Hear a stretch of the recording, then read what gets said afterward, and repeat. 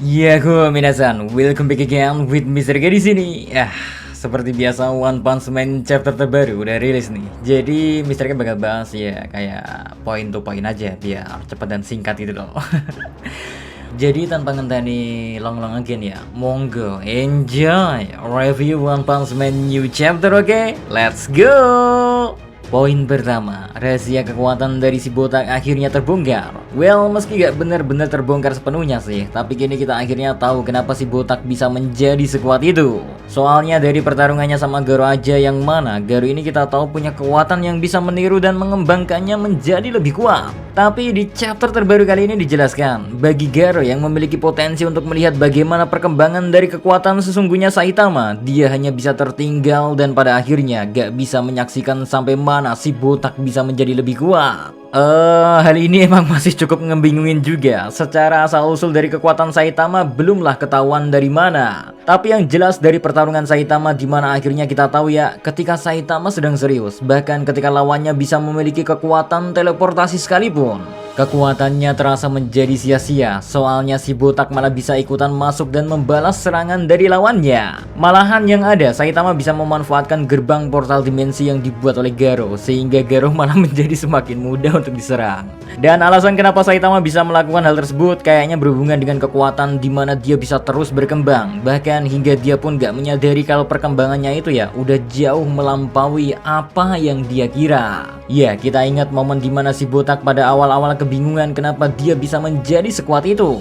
Dan momen itu rasanya sama persis seperti apa yang kita rasakan. Soalnya kalau sebelumnya si botak bertarung dengan cukup serius ngelawan Garo, pada akhirnya dia malah terlihat kembali biasa lagi.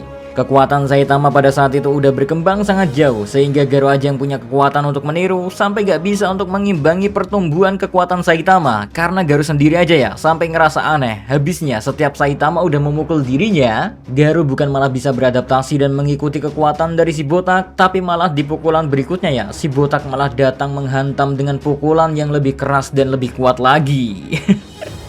Ya, emang mau kayak gimana juga, ujung-ujungnya semua akan tunduk sama yang namanya kekuatan absolut. Sehingga wajar aja kalau Garo sampai kebingungan, padahal dia sendiri ya udah dikaruniai kekuatan dari God yang bisa dibilang kekuatannya berkembang menjadi sangat amat pesat.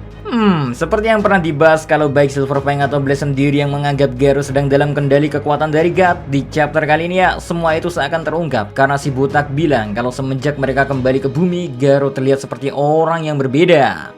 Yang mana hal itu tentu aja menandakan kalau Garo emang sedang dikendalikan oleh God. Bahkan dia sendiri bilang kalau itu emang beneran bukan dia, maka itu semua hanya karena jiwa yang dia miliki masihlah lemah. Namun yang menarik sebenarnya bukanlah tentang hal itu guys, melainkan tentang bagaimana si botak yang terkadang terlihat santai-santai aja bisa tiba-tiba bijaksana jika emang sedang dibutuhkan. Dan momen itu nampaknya menjadi momen dimana Garo belajar kalau apa yang dilakukan selama ini, termasuk merasa kalau Tareo lah awalnya yang membuat impian dia untuk menjadi kejahatan absolut semakin meningkat. Karena dia ingin menciptakan dunia dimana semua orang bisa mengerti apa rasanya ditindas dan hidup dalam ketakutan.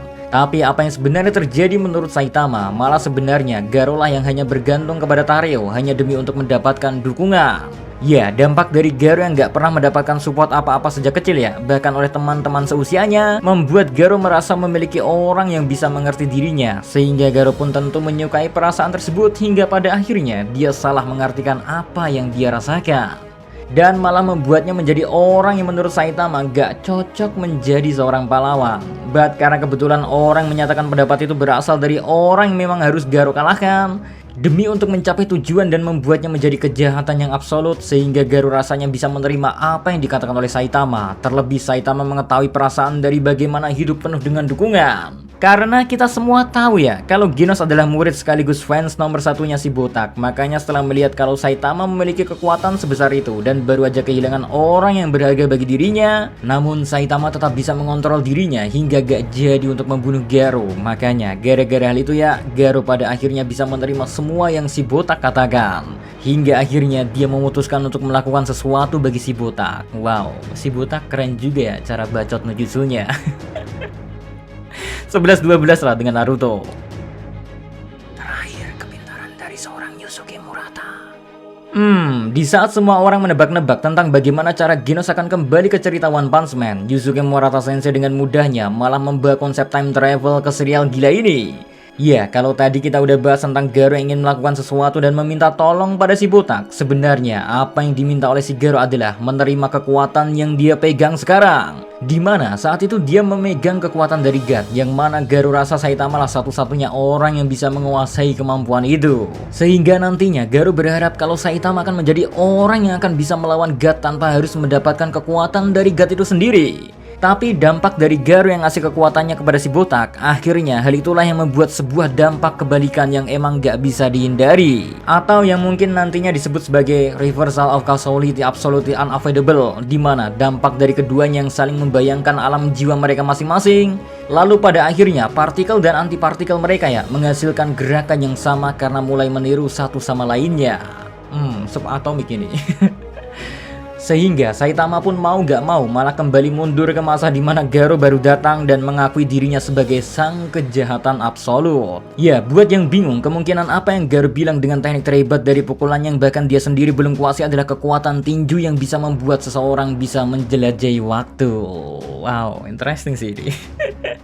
Soalnya seperti yang dilakukan Saitama setelah dia menerima kekuatan God yang diberikan oleh Garo, si botak tiba-tiba aja seperti ada di sebuah aliran waktu. Dimana saat itu juga dia bisa melihat bagaimana Garo mempelajari bela diri. Makanya Saitama memuji betapa indahnya bela diri milik Garo. Dan akhirnya setelah sampai di aliran waktu dimana Garo baru aja mengklaim dirinya sebagai sang kekuatan absolut. Setelah dikasih kekuatan oleh God, Saitama langsung teringat oleh permintaan dari Garo yang ingin membuat masa depan yang buruk menjadi berubah. Makanya saat dia menemukan Garo yang baru aja mendapatkan kekuatan dari God, Saitama langsung datang pada aliran waktu itu dan memukul Garo dengan pukulan yang dikatakan sebagai zero punch to finish the battle.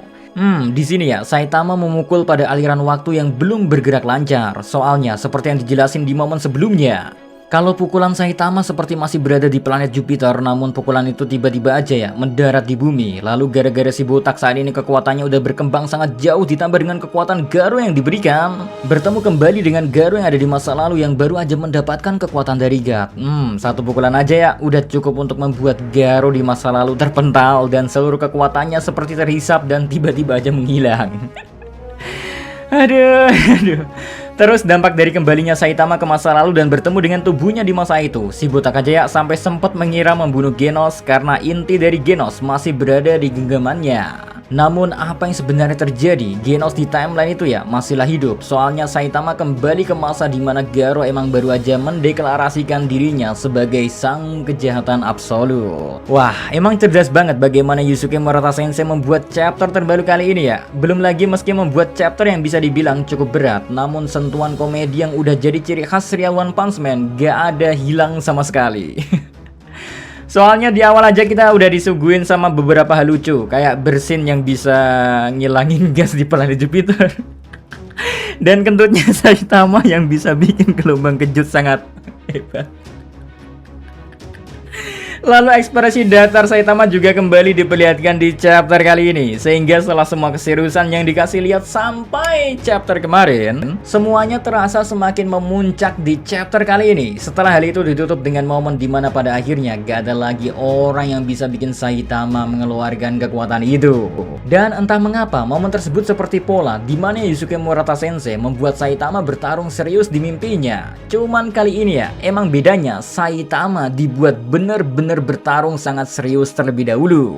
Baru pada akhirnya dia dibawa kembali ke kenyataan dimana gak ada satu orang pun yang bisa menandingi kekuatannya. Bahkan di dunia anime manga yang lain manusia ya. Sampai keselak ya misalnya kayak gak jadilah.